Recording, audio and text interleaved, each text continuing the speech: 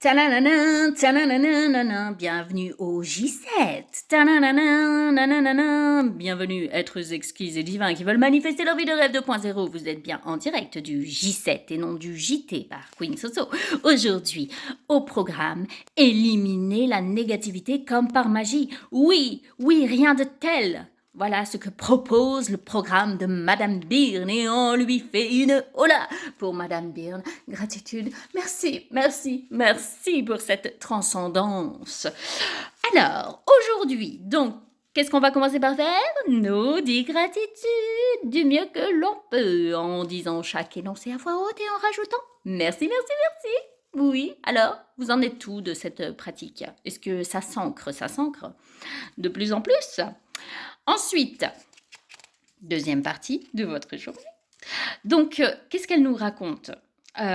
Qu'il s'agisse d'une relation tourmentée de stress financier, d'une santé chancelante ou de problèmes au travail, les situations négatives se produisent à cause d'un manque de gratitude étalé sur une longue période. Parce que si nous ne sommes pas reconnaissants et que nous tenons tout pour acquis et que nous ne disons pas merci, eh bien, nous empêchons la magie de rentrer dans notre vie. C'est ce que nous dit Madame Byrne.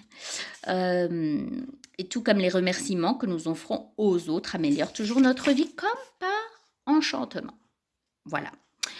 Et quand on tient les choses pour acquises, ça a un effet dévastateur. Bon, est-ce qu'on est reconnaissant pour notre santé lorsqu'elle est bonne? Ou est-ce qu'on attend finalement d'être malade pour se rendre compte de la chance que l'on avait? Ou est-on chaque jour reconnaissant pour notre travail ou attend-on des réductions d'effectifs pour se rendre compte de la chance qu'on a? Êtes-vous chaque jour reconnaissant d'être vivant? Ou est-ce qu'on tient notre vie pour acquise? Ah oui. Alors là, je vais passer à la phrase du Bouddha. Parce que l'idée d'aujourd'hui, ça va être quoi? Ça va être de prendre une ou plusieurs situations qui nous semblent négatives et d'aller chercher malgré tout le côté positif. Qu'est-ce que ça nous permet malgré tout? Alors je vais vous donner la phrase du Bouddha. Vous allez voir, elle est sympa. On l'aime bien. Alors le Bouddha, qu'est-ce qu'il nous raconte? Sois reconnaissant. Même si tu as peu appris aujourd'hui, au moins tu as appris quelque chose. Et si tu n'as rien appris aujourd'hui, au moins tu n'as pas été malade.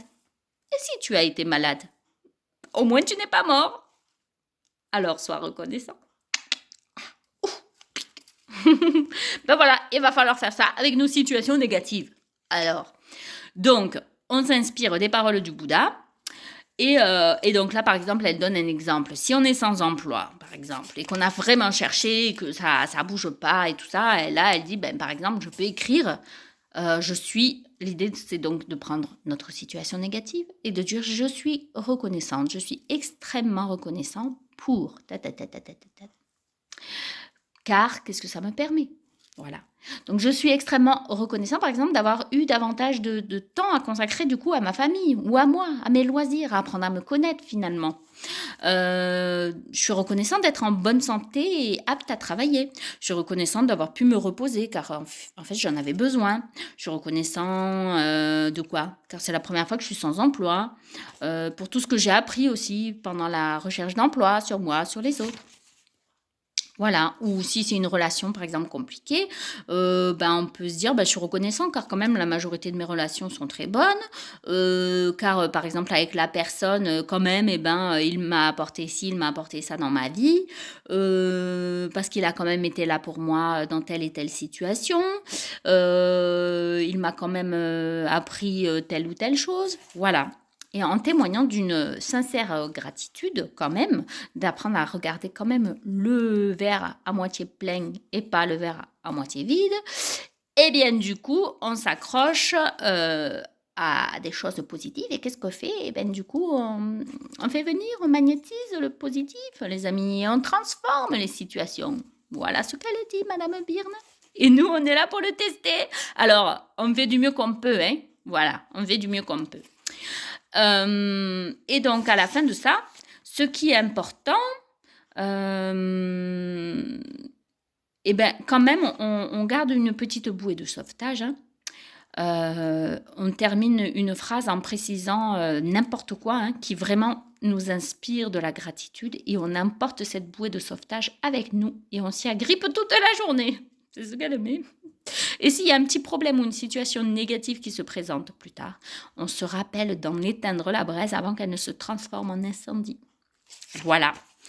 Donc, on se raccroche à notre bouée de sauvetage. On essaye de voir quand même le positif dans cette situation inconfortable. C'est comme ça qu'on évolue en même temps. Parce que l'être humain, s'il était toujours dans le pays des bisounours, eh bien, il n'évoluerait pas beaucoup. Voilà. Et enfin, avant de dormir, qu'est-ce qu'on fait? On prend notre petit caillou, on le serre fort contre notre cœur, on lui raconte ce qui a été fabuleux aujourd'hui, on lui dit merci. Voilà les amis, je vous souhaite un joyeux J7 et j'ai hâte que vous me racontiez. Voilà, je vous fais des gros bisous.